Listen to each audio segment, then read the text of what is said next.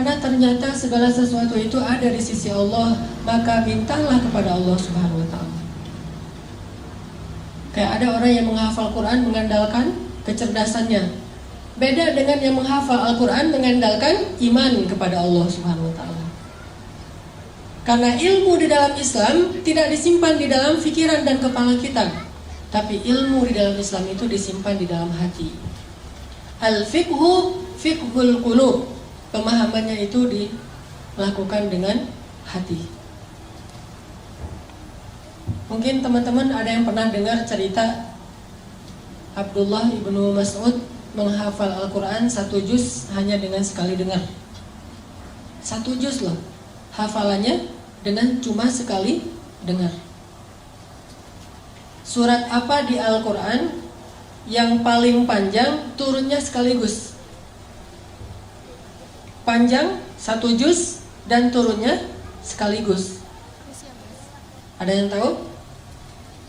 Surat Al-An'am. Surat Al-An'am itu panjangnya sekitar 11 lembar, 1 juz lebih 1 lembar. Dan itu turunnya sekaligus, beda dengan surat Al-Baqarah. Kalau Al-Baqarah panjang 2 juz setengah, tapi turunnya nyicil, berangsur-angsur. Kalau surat Al-An'am 1 juz turunnya sekaligus. Datang Jibril, terus Jibril membacakan surat Al-An'am kepada Rasulullah. Rasulullah dengar aja. Setelah Nabi selesai mendengar, kata Jibril, ya Muhammad, coba kamu ulangi. Diulang oleh Rasulullah dari ayat pertama sampai selesai 1 juz, tidak ada yang salah. Ini kemampuan hafalan Nabi SAW. Udah gitu Nabi ngumpulin para sahabat. Ayo kumpul, halumu ilayya. Ayo kumpul ke sini. Telah turun ayat kepada saya yang lebih saya cintai daripada dunia dan seisinya, yaitu surat Al-An'am yang dibuka dengan kalimat pujian Alhamdulillah. Terus Nabi bacain nih surat Al-An'am 1 juz. Bayangin teman-teman, para sahabat selama mendengar Nabi membaca Al-Quran 1 juz, gak ada para sahabat yang bergerak sama sekali. Gak ada yang bergerak. Sampai para ulama bilang seandainya merpati bikin sarang di atas kepala mereka, jadi itu sarang. Saking khusyuknya. Para sahabat itu mendengar Nabi baca surat Al-An'am 1 juz dan khusyuk. Nggak ada yang bergerak sama sekali. Diam aja dengerin. Lalu ketika Nabi selesai membaca Al-An'am 1 juz, seorang sahabat yang bernama Abdullah ibnu Mas'ud berdiri mengatakan, ya Rasulullah, saya sudah hafal surat itu. Coba, 1 kali dengar langsung hafal. Cuman tawaduknya Rasul, hebatnya Rasulullah itu, Rasulullah nggak bilang, emang kamu doang, saya juga bisa kayak gitu. Rasulullah ngomong kayak gitu. Padahal Rasulullah juga dari Jibril hafalnya sekaligus. Rasulullah malah bilang, oh gitu, coba Abdullah kamu baca. Lalu Abdullah pun mengulang surat Al-An'am dari ayat pertama sampai selesai 1 juz. Tidak ada 1 huruf pun yang keliru. Apa yang membuat Abdullah mudah dalam menghafal Quran? Ternyata bukan karena Abdullah lebih pintar dari yang lain. Standar, semua orang juga punya kelebihan. Allah kasih akal dan memori. Tapi Abdullah ini orang yang selalu mengandalkan Allah, yakin kepada Allah, makanya Allah mudahkan dia dalam mencari ilmu. Saya teringat kata Abdullah bin Mas'ud ketika dia awal-awal belajar Quran. Kata dia, ta'allamnal iman qablal Quran. Kami itu belajar iman dulu sebelum belajar membaca Al-Quran. Sehingga kalau kami membaca Al-Quran, iman kami bertambah.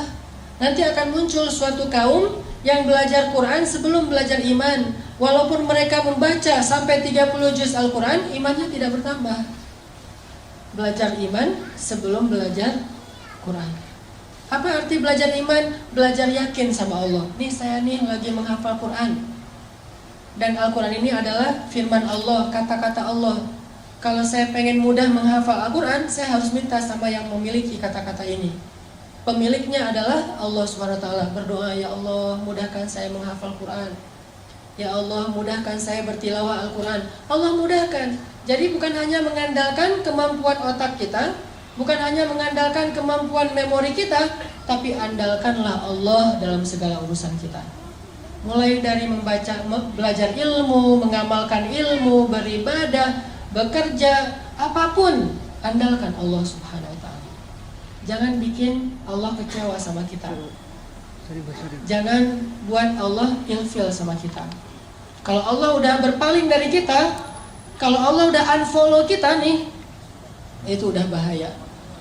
Jangan sampai Allah unfollow. Apa unfollow-nya kalau dalam bahasa Al-Quran? Baro'atum minallah. Allah udah gak mau terlibat lagi dalam urusan kita. Jadi orang kalau misalnya mengandalkan Allah, dia akan melihat banyak keajaiban teman-teman dalam hidupnya. Pasti teman-teman sebagiannya mungkin pernah dengar cerita ketika awal-awal dulu saya berangkat Mesir. Itu ngandelin Allah banget tuh. Pulang dari Mesir juga kayak gitu. Dan Allah itu emang suka ngasih kejutan. Yang namanya kejutan, kita nggak boleh tahu duluan. Kalau tahu duluan namanya bukan kejutan. Ini nggak jelas nanti kayak gimana jadinya. Masa saya harus memilih pilihan-pilihan yang belum pasti? Udah, kalau itu Allah ridho, berarti pasti. Kalau pilihan kita itu Allah senang, berarti pasti. Pasti apa? Pasti ditolong. Pasti dikasih keajaiban. Pasti dikasih kebaikan. Itu pasti. Asalkan pilihan kita itu pilihan yang diridhoi Allah. Makanya kalau memilih sesuatu itu, minta ke ustadz atau ke kiai, tanya dulu mana yang Allah suka di antara dua pilihan. Namanya istifta. Setelah istifta, kalau masih galau juga, misalnya ada 5 pilihan. 5 pilihan ini tanya ke kiai, Pak Yai, ini ada 5 pilihan dalam hidup saya. Kira-kira yang Allah ridhoi yang mana nih? Kata Pak Yai, 3 ini nggak baik, tinggal 2 berarti yang Allah ridhoi. Masih galau kan? Baru istikharah. Jadi istiftah, baru istikharah. Istiftah itu apa? Minta pendapat ulama dulu, mana yang Allah ridhoi. Kalau yang Allah ridhoi itu masih ada 2, dua-duanya baik, baru istikharah, minta Allah yang memilihkan mana yang terbaik di antara yang baik. Libatkan Allah. Doa itu harus jadi kebiasaan kita. Ada apapun, doa. Mau garam, minta sama Allah. Garam aja minta kepada Allah. Sebutir beras, minta kepada Allah. Apapun minta kepada Allah. Karena Allah itu emang suka kalau kita meminta kepadanya. Kalau ada orang yang bilang malu banyak minta ke Allah, mending kita beramal aja, gak usah minta. Sesungguhnya para nabi itu suka meminta kepada Allah. Dan salah satu di antara nabi yang suka meminta kepada Allah itu namanya Ibrahim. Inna Ibrahim la'awwahun halim. Ibrahim itu awwahun. Awwah itu kata ulama tafsir, da'a. Da'a itu artinya suka meminta, suka berdoa. Masalah sepele, berdoa. Sehingga kalau kita sudah melibatkan Allah dalam hidup kita, Allah Subhanahu wa ta'ala itu punya banyak cara untuk menyelesaikan masalah kita. Kayak doa Ibrahim pas beliau dimasukkan ke dalam api. Itu kan masih ABG gitu kan, Ibrahim pas masuk ke dalam api. Kurang lebih usia 17 tahun. Masuk ke dalam api. Apa kata Ibrahim? Rabbi, Engkau adalah Tuhan satu-satunya di langit, dan aku adalah hamba satu-satunya di bumi yang menyembahmu. Rabbi, tolonglah aku. Aku tidak berharap kepada yang lain selain Engkau, kata Ibrahim.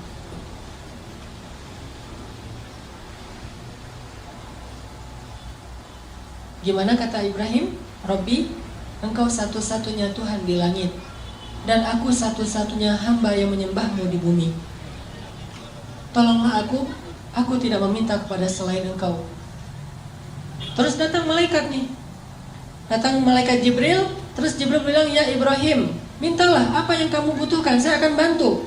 Jibril menawarkan bantuannya. Apa kata Ibrahim? Amma ilaika fala. Kalau kepada kamu, tidak. Saya tidak butuh bantuan siapapun selain bantuan pencipta alam semesta. Jadi kalau kita udah ngelibatin Allah utuh, Walaupun dalam hidup kita, teman-teman, boleh kita minta bantu ke manusia, tapi hati kita nggak boleh bergantung kepada manusia. Tangan kita boleh berjabat tangan dengan orang lain, bikin akad gitu. Saya terima nikahnya, akad jual beli gitu ya. Boleh kita berakad dengan manusia secara zahir, tangan kita doang nih yang boleh berakad dengan manusia, tapi hati kita nggak boleh berakad dengan manusia. Hati kita berakad dengan Allah. Hati kita yakinnya kepada Allah. Itu yang dikatakan oleh Ibrahim. Ketika Ibrahim di dalam api mau dibakar nih, Ibrahim mengatakan, Rabbi, Engkaulah Tuhan satu-satunya di langit, dan aku hamba satu-satunya di bumi yang menyembahmu pada hari ini. Tolonglah aku. Kemudian Allah berfirman, Ya nar, kuni bardan wa salaman ala Ibrahim. Wahai api, jadilah engkau sejuk dan menyelamatkan bagi Ibrahim alaihissalam. Ini kalau kita melibatkan Allah. Kalau ada yang bilang itu kan para nabi, ternyata cerita-cerita kayak gini bukan hanya terjadi kepada para nabi, terjadi kepada banyak orang soleh yang bahkan tidak disebut namanya. Terjadi kepada nabi, kepada ayah nabi, kepada ibu nabi, kepada anak nabi, kepada keturunan nabi, atau bahkan kepada pengikut nabi. Semua hamba Allah itu punya peluang yang sama untuk ditolong oleh Allah. Bukan hanya para nabi doang yang dapat pertolongan Allah. Semua ditolong oleh Allah. Atas nama hambanya pasti Allah menolong. Coba teman-teman perhatikan salah satu kisah di dalam Al-Quran.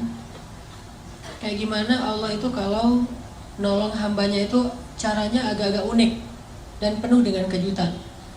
Coba kita perhatiin di dalam surat Al-Qasas, surat 28. Pada punya aplikasi Quran? Coba buka surat Al-Qasas, surat 28 ayat 7. Surat Al-Qasas, surat 28 ayat 7. Saya akan tilawah dulu ayat 7 sampai ayat 13. Surat Al-Qasas ayat 7 sampai ayat 13.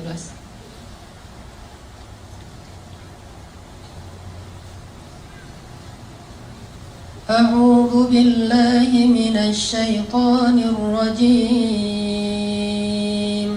Bismillahirrahmanirrahim. Wa auhayna ila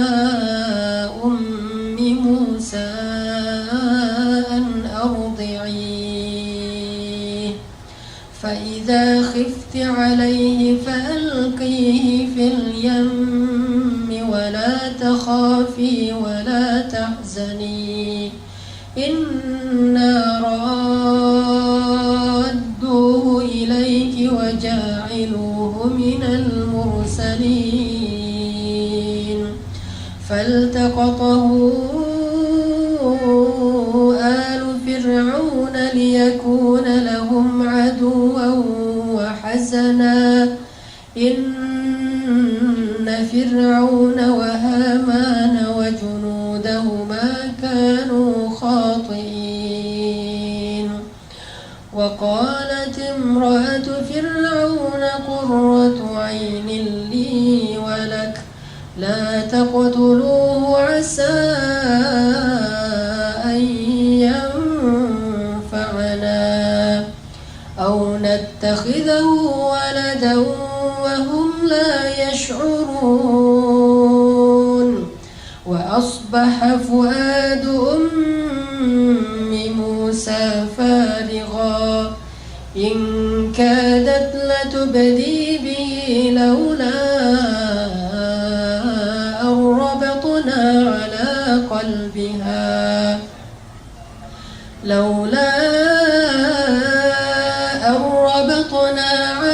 قلبها لتكون من المؤمنين وقالت لأخته قصيه فبصرت به عن جنب وهم لا يشعرون وحرمنا عليه المراضع من قبل فقالت هل أدلكم على أهل بيت يكفلونه لكم وهم له ناصحون فرددناه إلى أمه كي تقر عينها ولا تحزن ولتعلم أن وعد الله حق ولكن أكثرهم لا يعلمون. Sadaqallahul Azim. Teman-teman yang dirahmati Allah Subhanahu wa taala. Jadi ceritanya itu kita tahu kalau Fir'aun bikin peraturan, orang-orang Bani Israel itu nggak boleh ngelahirin anak laki-laki. Kalau ada bayi laki-laki yang lahir dari suku Bani Israel atau suku budak waktu itu akan langsung dibunuh oleh Fir'aun. Sebab Fir'aun bermimpi nanti akan muncul laki-laki Bani Israel yang akan menggulingkan kekuasaan Fir'aun.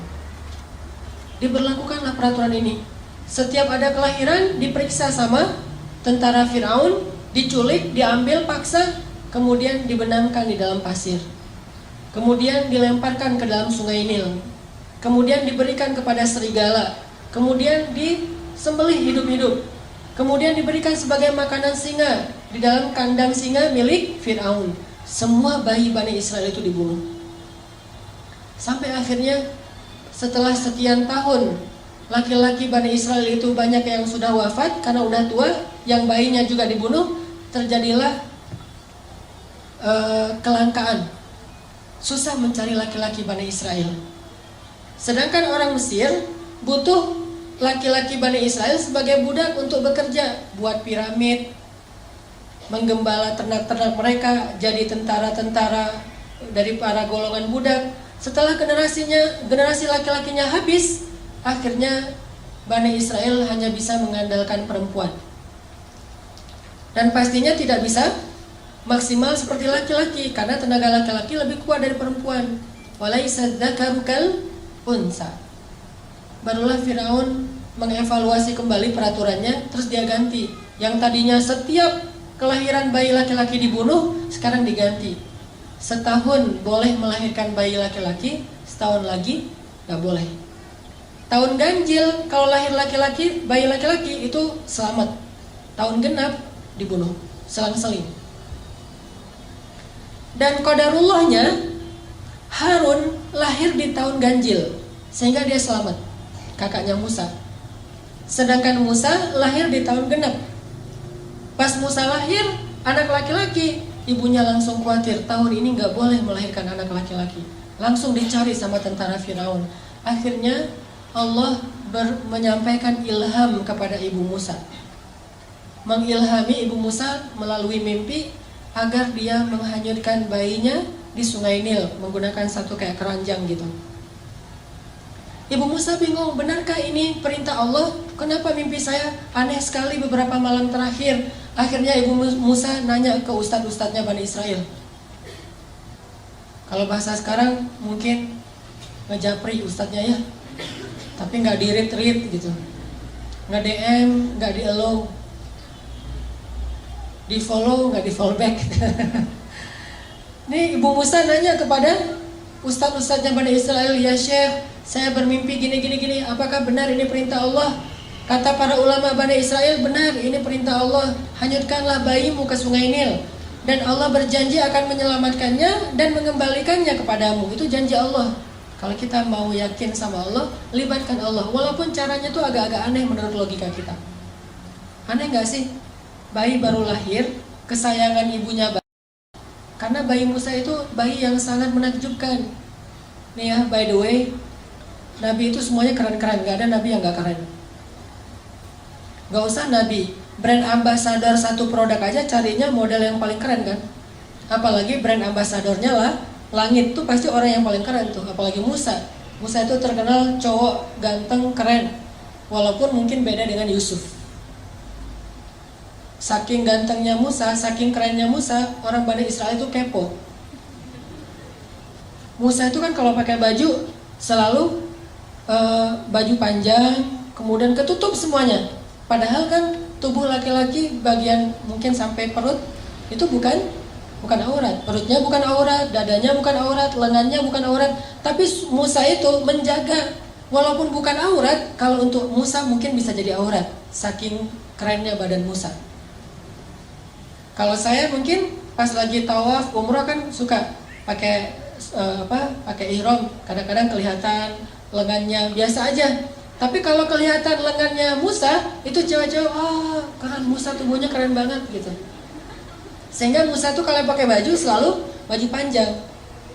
Sampai Bani Israel saking keponya sama Musa, mereka fitnah Musa dengan bilang, tahu nggak kenapa Musa itu pakai baju panjang terus? Gak pernah kelihatan lengannya, apalagi badannya gak pernah kelihatan. Kenapa?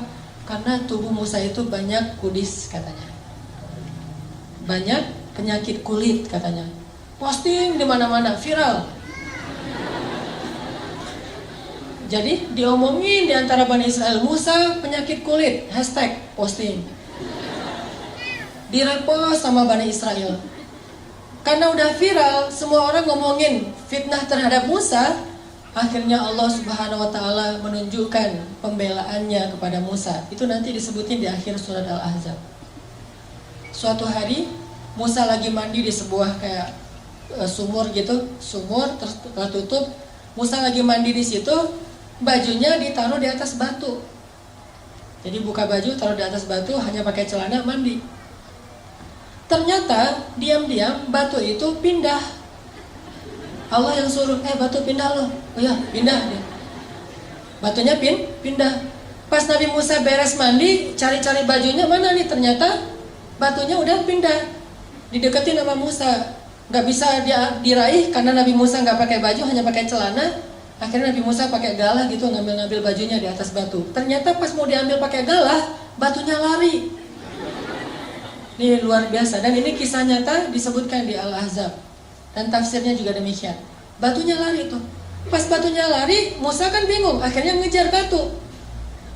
Thawbi hajar, bajuku dibawa lari batu, bajuku dibawa lari batu. Ngejar aja.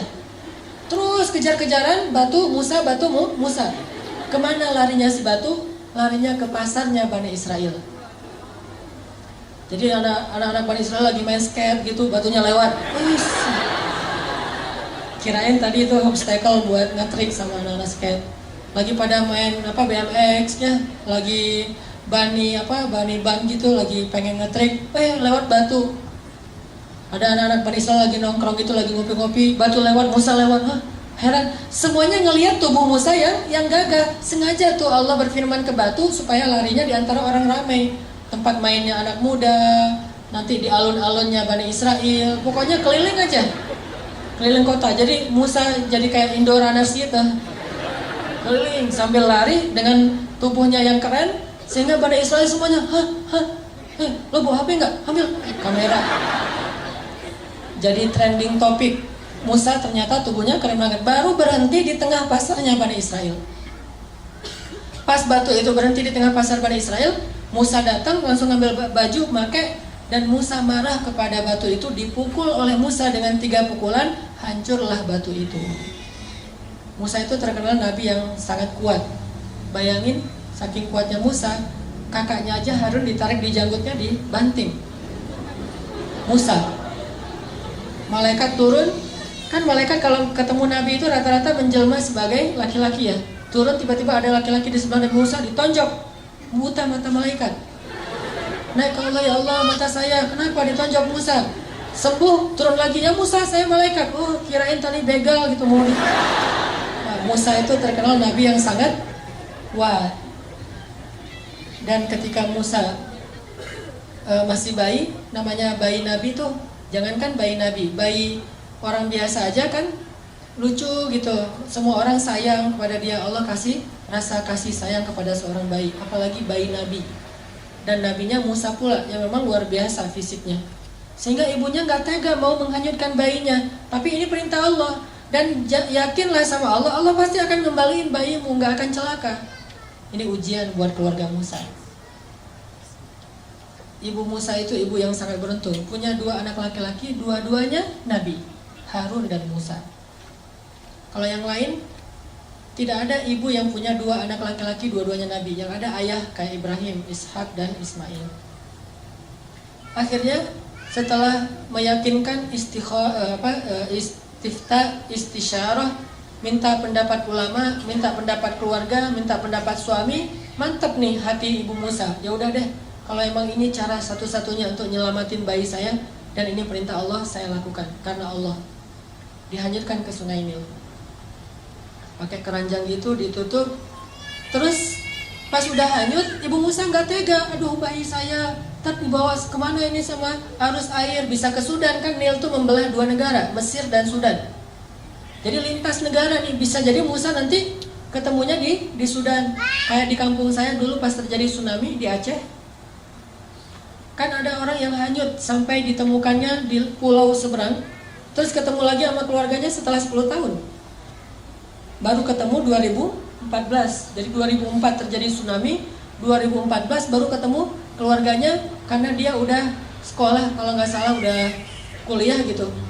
Udah kuliah ke daerah Aceh Selatan, ketemu sama keluarganya 10 tahun loh. Tak kuliah, tak SMA gitu pokoknya. Musa bisa aja hanyutnya sampai ke Sudan. Akhirnya ibunya bilang ke mbaknya Musa, "Mbak, kusih itu artinya cari tahu gimana kabar adikmu." Akhirnya mbaknya Musa menyusuri Sungai Nil. Dan perhatikan teman-teman, Allah punya rencana dan rencana Allah itu sebaik-baik rencana. Musa itu kan dihanyutkan ke Sungai Nil menghindari Firaun kan? Tapi malah ini tabut atau keranjangnya Musa hanyutnya masuk ke sebuah selokan yang mengarahkan dia ke istananya Firaun. Jadi masuk ke sebuah selokan air yang air itu nanti ujung-ujungnya ada di istana Firaun. Dihindarkan dari Firaun, malah didatangkan kepada Firaun oleh Allah. Allah punya rencana. Masuk ke selokan itu, hanyut sampai ke pemandian keluarga Firaun. Ditemukan sama dayang-dayangnya Firaun. Pas dibuka, bayi kecil yang luar biasa dikasih kepada istri Firaun. Lalu ketika diberikan kepada istri Firaun langsung jatuh hati kepada bayi Musa. Dan qadarullah, waktu itu istri Firaun belum punya anak, sehingga dia pengen banget punya anak laki-laki. Dipanggil sama istri Firaun ke suaminya, "Fir, aku dapat bayi loh," gitu. Kan manggilnya Fir.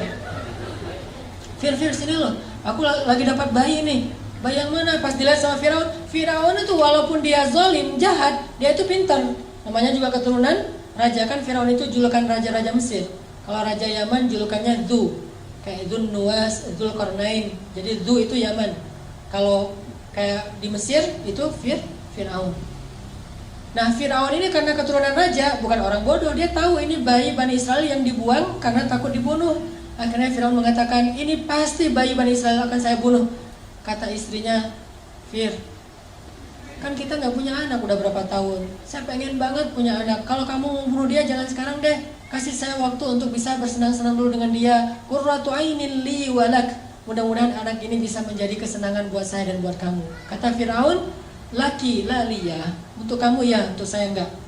Ya udah, kamu simpan aja sesuka kamu. Kalau udah bosan terkasih ya, biar gua bunuh." Gitu. Kata Firaun. Disimpan dipelihara oleh istrinya Firaun. Pas dipelihara, ternyata hari pertama itu haus, nangis. Bayi Musa nangis dan istri Firaun. Ada yang bilang ini Asia, ada yang bilang bukan. Sebutlah misalnya Asia. Asia nggak punya ASI, akhirnya Asia pun membuat sebuah audisi menyusui di Mesir. Bikin spanduk, segala macam iklan di TV, audisi ibu menyusui. Siapa yang bisa menyusui anak istana, anak raja, maka dia akan diberikan kekayaan yang sangat banyak dan akan diangkat sebagai salah satu keluarga angkat raja. Wah, ibu-ibu pada ngantri pengen ikut audisi. Ngantri lama. Ada ratusan orang yang pengen ikut audisi. Satu demi satu datang untuk menyusui Musa. Musa tidak mau. Semuanya pada menyusui, enggak. Kalau sekarang mungkin gimana? Kalau aku sih yes, nggak tahu mas, anak gitu ya. Nah, ini artinya Musa nolak semuanya. Sampai akhirnya udah semuanya beres, yang mau menyusui nggak ada yang bisa. Di paling belakang itu kakaknya Musa, mbaknya Musa ikut audisi juga, ngantri. Sama pengawal ditanya, mau ngapain kamu sini? Saya mau ngantri. Ini untuk menyusui, ya saya akan menawarkan kepada keluarga istana, ada satu orang ibu yang bisa menyusui bayi ini. Ya udah, akhirnya dibawalah ibu Musa, dan ketika didekap oleh ibu Musa, maka Musa langsung menyusui kepada ibu kandungnya. Dan sejak saat itu, Asyah mengangkat keluarga Musa sebagai keluarga angkat istana. Tinggal di istana, digaji oleh istana, bahkan bukan hanya ibunya yang tinggal di istana, ayahnya Musa, mbaknya Musa, kakaknya Musa yang Harun, sekeluarga besar itu tinggal di istana semuanya dan digaji pula oleh istana. Itulah sebaik-baik rencana Allah. Coba teman-teman bayangin, kalau ibu Musa terus ngumpetin bayinya, disembunyikan bayinya dari Firaun, mungkin selama-lamanya hidup mereka dalam pengejaran, dalam keadaan tidak nyaman, susah mencari nafkah, tinggal di hutan belantara. Tapi berhubung pakai cara Allah, akhirnya Allah punya rencana yang paling baik, sampai akhirnya keluarga ini bisa tinggal di dalam istana musuh yang justru mereka hindari selama ini.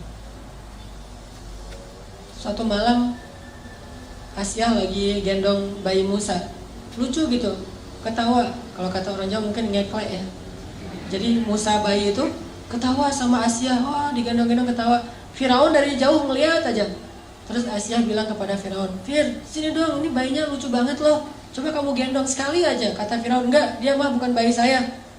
Coba aja, siapa tahu kalau kamu udah gendong, kamu jadi senang sama dia. Karena dipaksa-paksa sama Asyah, udah diambil sama Firaun. Pas digendong, Musa yang tadi ketawa-ketawa tiba-tiba langsung cemberut melihat Firaun. Pas lihat Firaun, Musa langsung berubah wajahnya, yang tadi senang sekarang marah. Firaun heran, tanya Asyah, ini kenapa nih bayi ini pas ngeliat saya jadi marah kayak gini? Emang ada masalah apa dia sama saya? Kata Asyah, mungkin belum kenal, coba kamu dekap lebih dekat lagi. Didekap lebih dekat lagi, pas udah dekat, maka Musa pun menarik jenggotnya Firaun sekeras mungkin sampai tercabut banyak dari jenggotnya Firaun dan berdarah. Tarik sama Musa. Wah, Musa bayi itu ngelawan Firaun, jenggotnya ditarik. Gimana kalau udah dewasa? Ini kekuatan Musa. Akhirnya pas jenggotnya Firaun ditarik, Firaun emosi dilempar bayi Musa. Ini benar-benar bayi celaka segala macam, dia ngumpat-ngumpat, dia marah-marah. Didekap oleh Asyah, Asyah nangis karena bayi kesayangannya dilempar oleh suaminya. Kemudian Firaun memutuskan, besok saya akan membunuh bayi ini. Pasti ini nih yang saya dapat dalam mimpi. Dan Asyah sudah tidak bisa mengubah keputusan suaminya untuk membunuh bayi tadi. Akhirnya sepanjang malam Asyah memeluk Musa, nangis, sepanjang malam nangis sama ibunya Musa. Tiba-tiba Allah kasih ide, ilham ke dalam pikirannya Asyah, gimana cara menyelamatkan Musa. Pas paginya Asyah bilang kepada Firaun, suamiku, saya tidak akan menghalangi kamu untuk menghukum bayi ini. Tapi sebelum engkau menghukum dia, beri saya satu kesempatan supaya semakin yakin, apakah bayi ini sadar ketika mencabut janggutmu atau tidak sadar. Kalau dia sadar, silakan kamu hukum. Kalau dia tidak sadar, maafkanlah dia. Karena dia hanya bayi, anak kecil yang tidak ngerti apa-apa. Kata Firaun, gimana cara membedakan dia sadar dan tidak? Kata Asyah, taruhlah bayi ini di tengah. Di sebelahnya ditaruh bara api, di sebelahnya lagi ditaruh roti.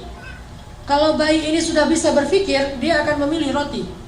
Tapi kalau bayi ini namanya juga anak kecil nggak ngerti, dia mungkin akan memilih bara api. Kalau dia memilih roti, maka hukumlah dia. Tapi kalau dia memilih bara api, maafkanlah dia. Ditaruh Musa di tengah. Oh, logis juga nih kata Firaun. Ya udah dicoba aja deh. Pasti dia akan milih roti. Masa api panasnya juga udah menjauh kan? Dia pasti akan ngambil roti atau kayak permen gitu. Ditaruh Musa di tengah. Di sini bara api, di sini makanan. Ternyata Musa bangun dari duduknya, mengambil bara api, dimakan oleh Musa. Dan kemudian Musa kesakitan dan menangis. Sejak saat itulah lidah Musa menjadi luka dan menjadi agak cacat. Baru sembuh nanti ketika ketemu lagi Firaun itu berdakwah. Di situ ada doa Rabbi shrah li sadri wa yassir li amri wahlul 'uqdatan min lisani yafqahu qawli. Mudahkanlah lisan saya berucap ya Allah supaya dia faham. Gara-gara apa lisan Nabi Musa itu bermasalah? Gara-gara makan bara api. Pas makan bara api langsung dia muntahin lagi, dia nangis-nangis karena kesakitan, dipeluk oleh Asia, diberi obat. Dan ketika itu Asia mengatakan, tuh lihat bayi ini gak ngerti apa-apa. Masa kalau dia ngerti dia mau makan bara api, maafkanlah dia wahai suamiku. Akhirnya Firaun mengatakan, ya udah, berarti dia emang bayi yang gak ngerti apa-apa, dimaafin. Selamat Musa. Lihat cara Allah menjaga hambanya. Allah itu punya banyak rencana, Allah itu maha kuasa. Jadi kalau kita ngandelin Allah, selalu ada jalan keluar. Sesulit apapun kondisi kita, kalau kita ngandelin Allah, selalu ada jalan keluar. Hanya kadang-kadang kita nggak sabar menunggu datangnya jalan keluar itu. Padahal jalan keluar Allah itu Allah datangkan melalui jalan kesabaran. Jadi kalau kita pengen dapat pertolongan Allah, jalannya itu adalah sabar. Tunggu sampai datangnya pertolongan Allah. Karena menunggu datangnya pertolongan Allah itu ibadah. Kayak orang sakit, menunggu sembuh itu ibadah. Orang yang miskin menunggu dapat rezeki sambil berikhtiar itu ibadah. Jomblo menunggu ada yang datang, terutama yang perempuan nih, nunggu ada yang datang ke rumahnya ngetuk pintu dan melamar dia, itu adalah ibadah. Tapi pengennya sih ibadahnya jangan lama-lama ya, cepat ada yang datang gitu.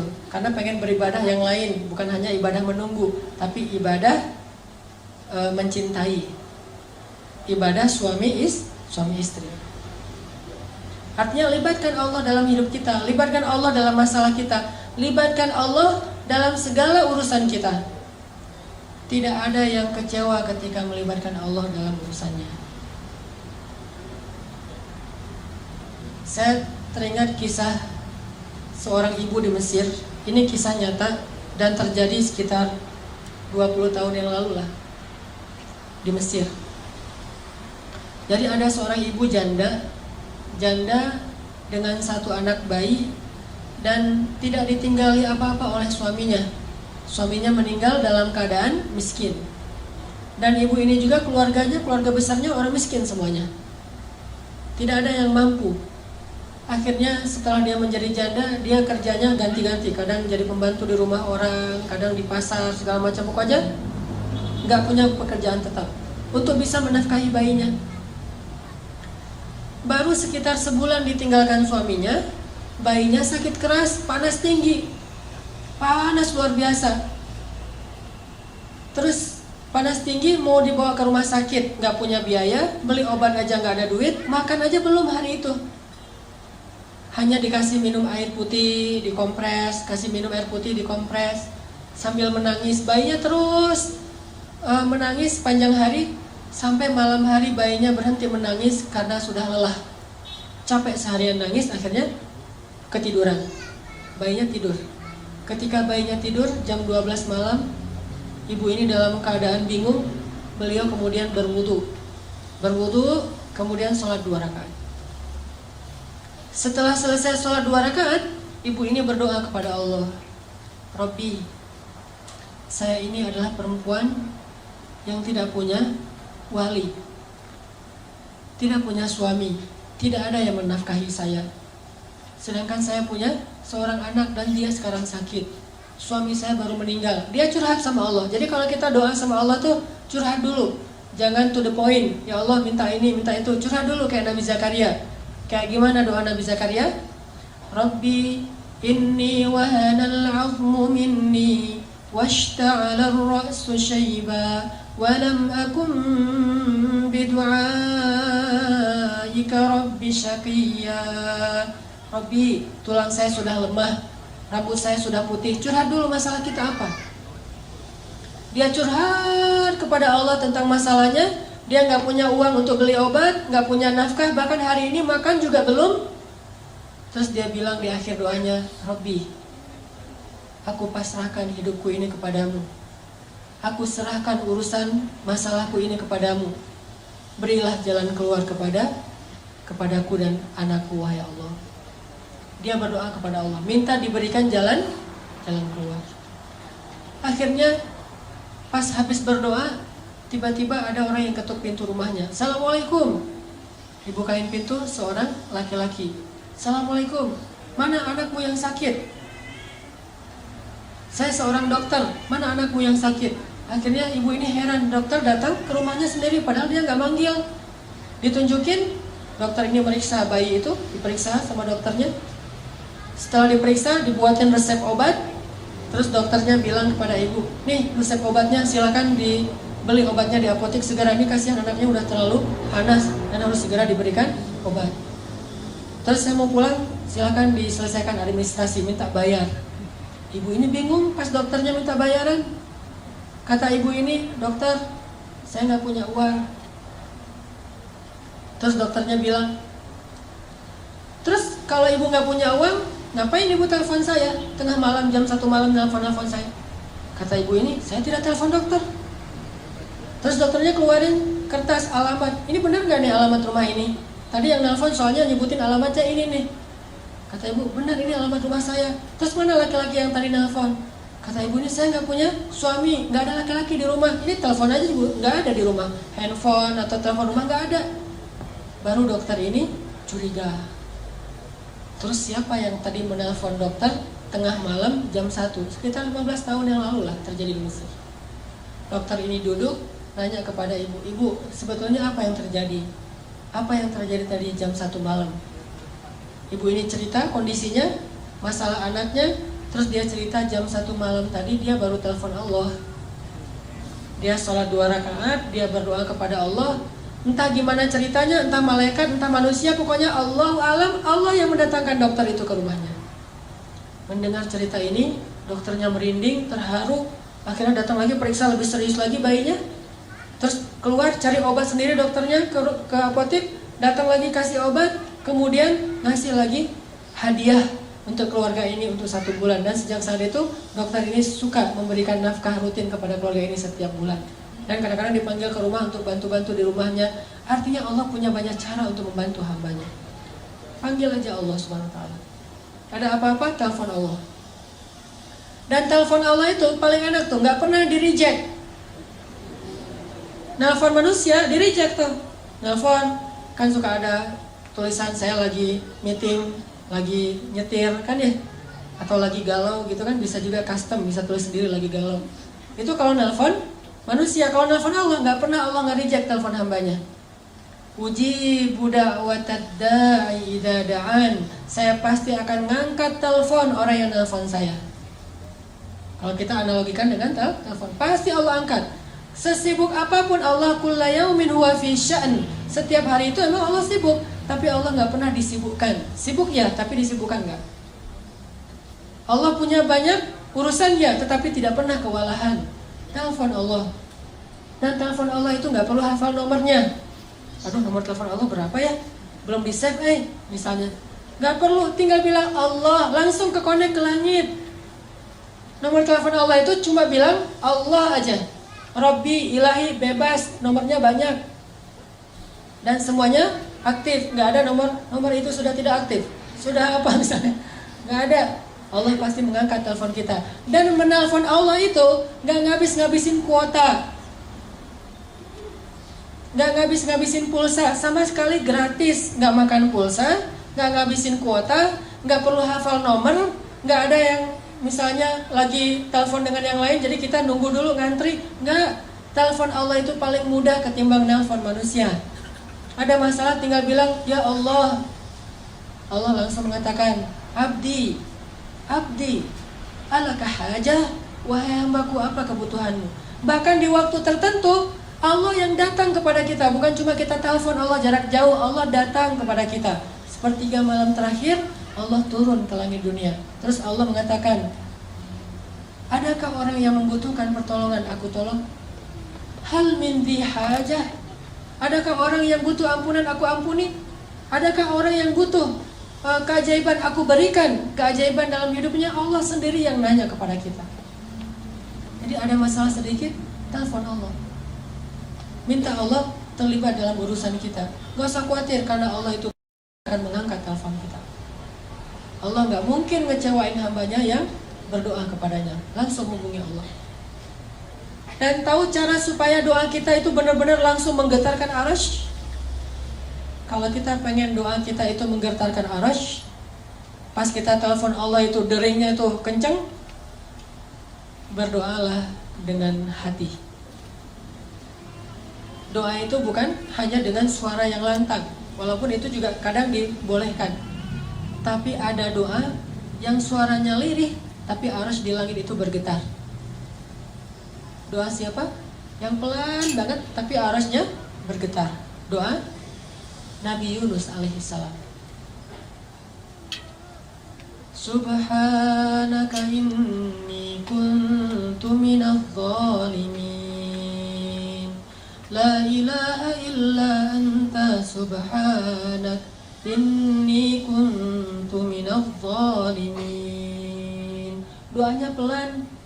Bayangin saking lirih dan pelannya doa Nabi Yunus, ikan paus yang menelan beliau aja nggak dengar kalau Nabi Yunus lagi berdoa di perutnya, nggak dengar. Jadi ikan paus tuh nggak, lagi baca apa sih lo di perut gua? Nggak, ikan pausnya aja nggak dengar apa yang dibaca oleh Nabi Yunus. Ikan-ikan yang ada di lautan itu nggak ada yang dengar apa yang diucapkan oleh Nabi Yunus. Tapi doa yang begitu lirih tersebut bisa bikin arasy bergetar. Sampai malaikat-malaikat yang membawa arasy bertanya, "Ya Allah, ini suara siapa yang menggetarkan arasy? Suara siapa yang begitu lirih? Suara siapa yang begitu lembut? Kasihan dia ya Allah, siapa itu ya Allah?" Kata malaikat arasy. Kata Allah, "Itu hambaku Yunus yang meminta ampun kepadaku." Apa kata para malaikat? "Ya Allah, kasihan dia, ampuni dia. Ampuni dia ya Allah, ampuni." Terus malaikat mengaminkan doa-doa Nabi Yunus, sehingga Allah mengatakan, "Wahai para malaikat, aku telah mengampuni dosanya." Doa suaranya pelan di dalam perut ikan, bahkan ikan yang menelannya aja nggak dengar, tapi arus Allah bergetar. Kenapa? Karena doa ini bukan dengan suara yang keras, tapi dengan hati yang yakin kepada Allah. Kalau kita mau mengilmiahkan tuh gampang sebetulnya. Saya pernah nonton di Nat Geo yang animal, itu hewan, terutama dalam waktu tayangan itu lagi ngomongin tentang gajah. Gajah itu, teman-teman, kalau manggil temennya yang jauh, itu manggilnya pakai suara frekuensi rendah namanya. Suara frekuensi rendah. Apa arti suara frekuensi rendah? Orang nggak bisa dengar suara itu.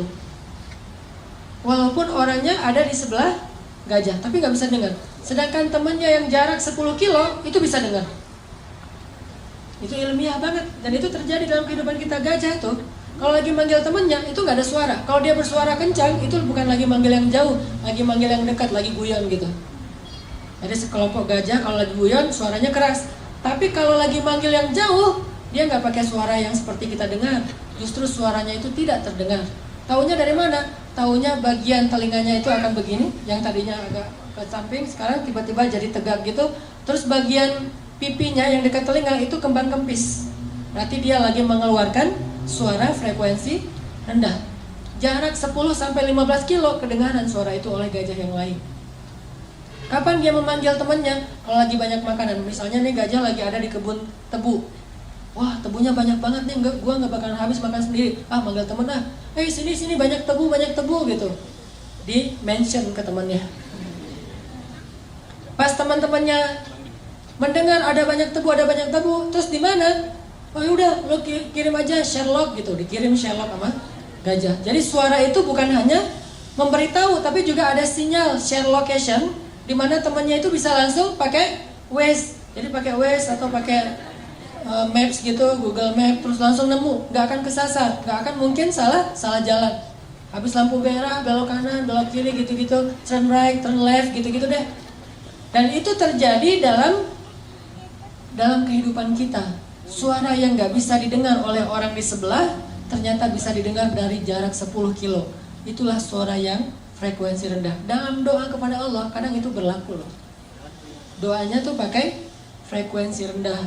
Bahasa surat Maryam frekuensi rendah itu nidaan khafiyah, suara yang rendah, suara yang lembut. Dzikru rahmati rabbika 'abdahu Zakaria إذ نادى ربه نداء خفيا ketiga surat Maryam. Nidaan khafiyah, suara yang lembut, suara yang rendah. Tapi suara yang lembut ini menggetarkan aras yang jaraknya entah berapa miliar tahun cahaya. Jadi kalau kita mau telepon Allah, telepon pakai hati yang yakin. Ilahi, Robbi, suaranya gitu doang. Bahkan mungkin teman di sebelah juga nggak ngerti apa yang kita omongin. Tapi Allah Sami'ud du'a. Allah itu sangat bisa mendengar apa yang kita ucapkan. Minta sama Allah, sal tu'toh, minta pasti dikasih. Itu kalimat janji Allah tuh, sal tu'toh. Kamu minta pasti dikasih, gak usah khawatir.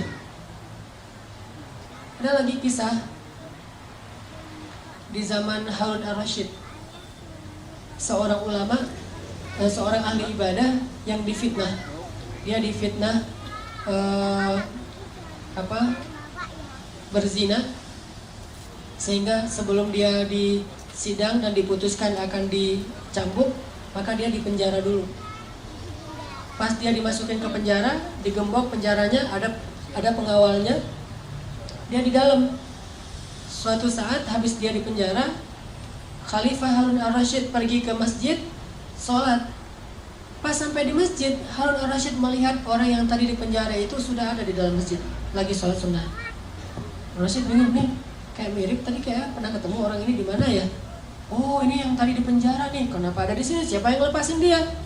Setelah selesai sholat, orangnya udah nggak ada, balik ke penjara, ngelihat dia di dalam penjara. Harun ar-Rasyid bertanya kepada pengawal, apakah kalian membukakan pintu sehingga dia bisa sholat ke masjid? Kata pengawal, tidak. Dan dari tadi juga dia di dalam. Harun ar-Rasyid bingung. Besok ke masjid lagi, dia ada di masjid juga. Balik ke penjara, dia di dalam penjara. Ini orang bisa hilang gitu. Akhirnya Harun ar-Rasyid mengganti cara menghukum dia. Tidak lagi di penjara, tapi diasingkan.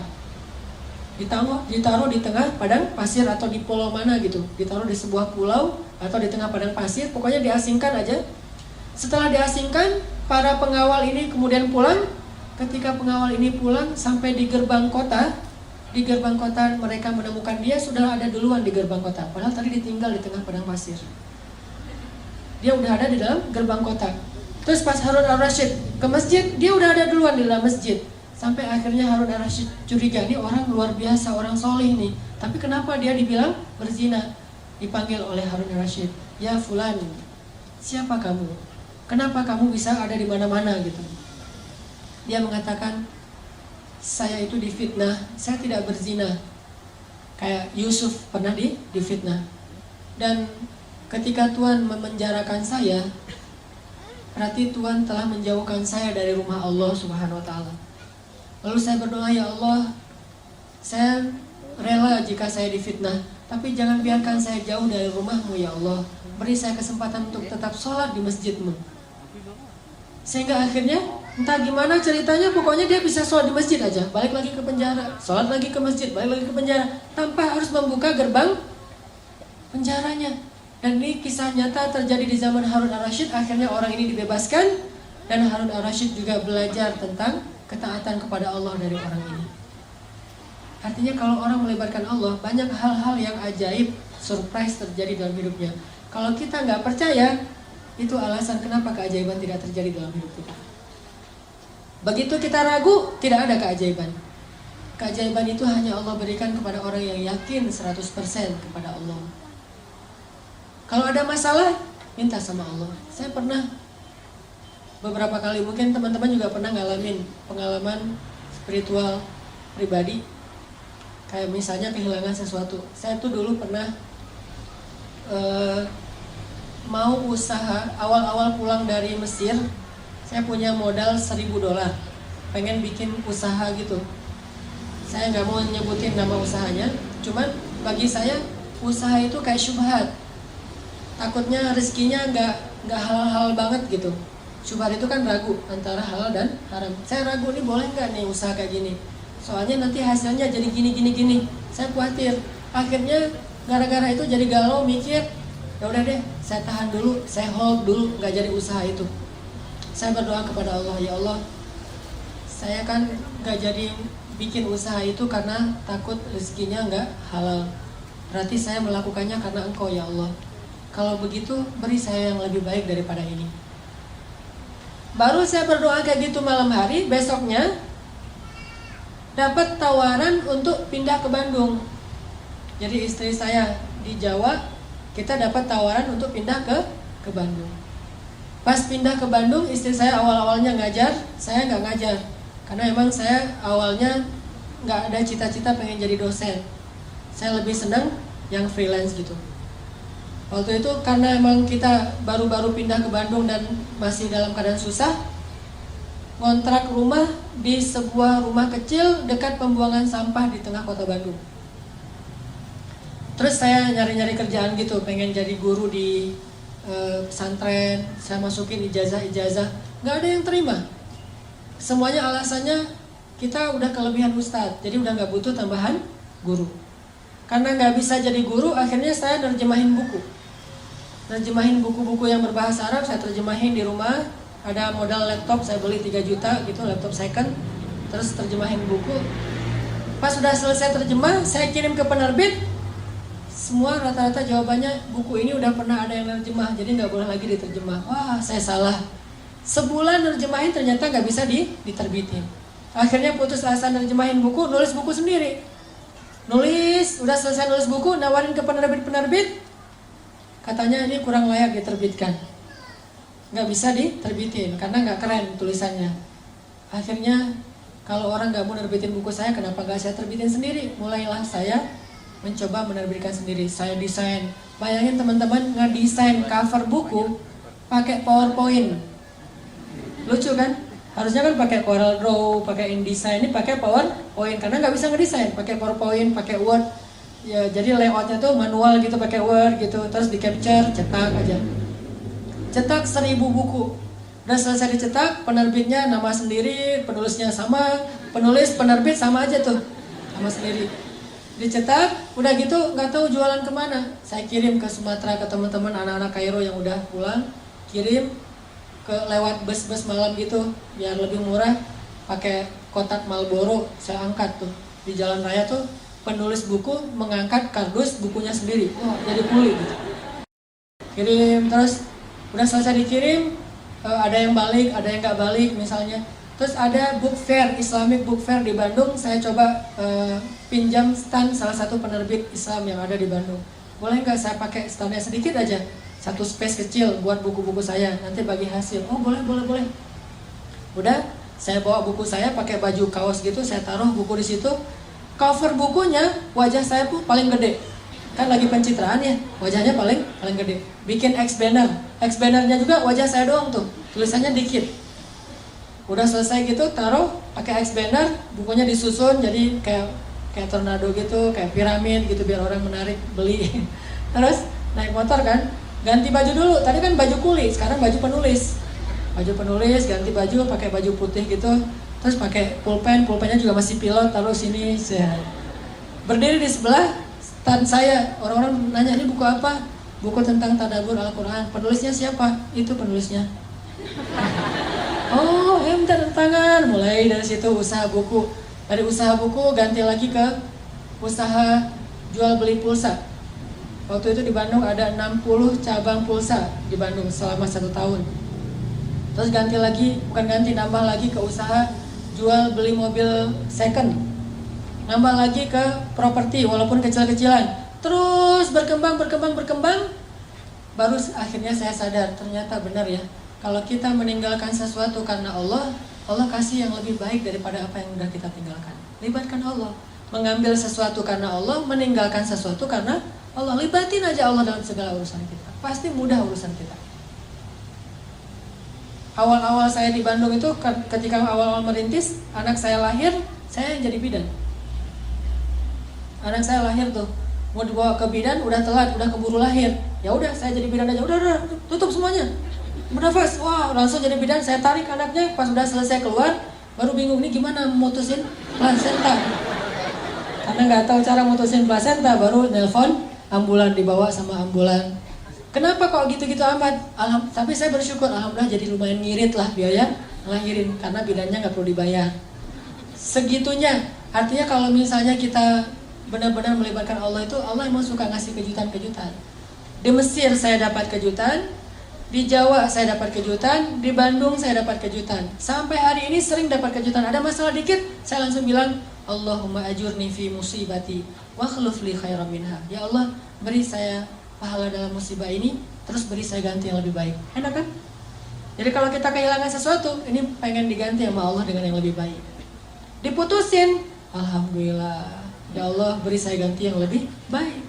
Jadi kalau kita jalan sendiri-sendiri aja ya, maksudnya kita putus aja, alhamdulillah ntar Allah ganti yang lebih baik daripada kamu gitu. Artinya Allah itu kalau kita libatin gak akan ngecewain. Saya pernah kayak dicurangin orang gitu dalam satu, namanya orang usaha kan macam-macam ya, dicuranginnya nggak gede sih, namanya juga usaha kecil, sekitar 1,5 juta. Pas dicurangin gitu, ya udah daripada rame-rame, saya udah aja diberesin, rugi 1,5 juta. Pas udah rugi saya doa, ya Allah beri saya pahala dalam musibah ini, terus beri saya ganti yang lebih baik daripadanya. Seminggu kemudian Allah kasih rezeki, sebuah usaha, sebuah proyek yang keuntungannya 15 juta, 10 kali lipat daripada yang saya rugi sebelumnya. Libatin Allah. Jadi kalau kita libatin Allah, ada masalah dikit, kita nggak langsung putus asa. Oh, gampang, kalau rugi di sini mah minta aja lagi ke Allah, ntar Allah ganti yang lebih baik. Gitu. Nggak sampai kita jadi stres mikirin sesuatu yang nggak nyaman dalam hidup kita. Udah serahin aja sama Allah. Saya pernah malam-malam, dulu saya pakai salah satu handphone tuh yang kayak saya beli kurang lebih harganya 1.200.000 lah, handphone sederhana. Malam-malam ada acara Qiyamul Lail di masjid, dan saya waktu itu telat bangun. Acara Qiyamul Lailnya jam 2, saya jam 2 baru bangun. Kan kaget tuh, jam 2 baru bangun, hah udah jam 2, orang-orang udah pada nunggu. Sementara jarak rumah ke masjid itu kalau malam 15 menit, lumayan, belum lagi wudhu segala macam. Kaget, saking kagetnya buru-buru handphone jatuh, pecah, udah nggak bisa dipakai. Saat itu juga saya berdoa, ya Allah beri saya pahala dalam musibah ini, beri saya ganti yang lebih baik daripadanya. Besok pagi loh, dan itu wallahi hanya berselang beberapa jam. Besok pagi diganti sama Allah dengan waktu itu Samsung Note 5 yang harganya waktu itu masih 10 juta. Diganti langsung di waktu yang sama, padahal belum selesai tuh mikirin yang tadi, aduh tadi jatuh, kalau nggak jatuh udah ada handphone, sekarang ini minjam handphone istri dulu. Jatuh langsung Allah ganti dengan yang lebih baik, kan gitu. Gimana caranya? Jangan selalu menerjemahkan rezeki yang tidak diduga-duga itu sedekah. Gak selalu sedekah. Bisa juga usaha, bisa proyek, bisa apa aja lah. Yang jelas Allah ganti yang lebih baik. Libatin Allah dalam hidup kita. Kayak Ummu Salamah, begitu suaminya meninggal, Abu Salamah, Ummu Salamah doa. Dan doa ini diajarkan oleh Nabi. Ya Allah, beri saya pahala dalam musibah ini dan beri saya ganti yang lebih baik. Terus Ummu Salamah heran sendiri gitu. Loh, yang lebih baik? Siapa yang lebih baik daripada Abu Salamah? Abu Salamah itu suami yang paling ideal. Setelah selesai masa haid, datanglah Rasulullah melamar Ummu Salamah. Ternyata ini yang lebih baik daripada Abu Salamah. Gak mungkin Allah ngecewain kita. Itu teman-teman yang dirahmati Allah. Yuk kita belajar sama-sama berhijrah kepada Allah. Bukan berhijrah ke suatu tempat, dari luar masjid ke masjid, bukan. Tapi berhijrah kepada Allah. Dan Allah ma'akum aina ma kuntum, dimana bersama kita dimanapun kita berada.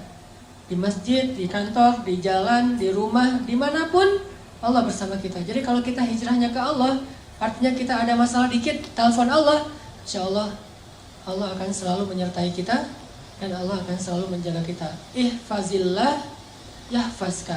Jaga hubungan kamu sama Allah, Allah yang akan menjaga hidup kamu seutuhnya. Mudah-mudahan ini jadi booster buat kita, jadi penyemangat buat kita dalam mendekat kepada Allah, terutama dalam berdoa. Mulai sekarang coba koleksi lebih banyak doa. Mulai sekarang coba koleksi lebih banyak doa. Doa sehari-hari, mulai doa makan, doa tidur, doa segala macam, termasuk doa-doa yang bisa kita baca di dalam sujud. Karena ketika sujud itu waktu yang paling baik untuk berdoa.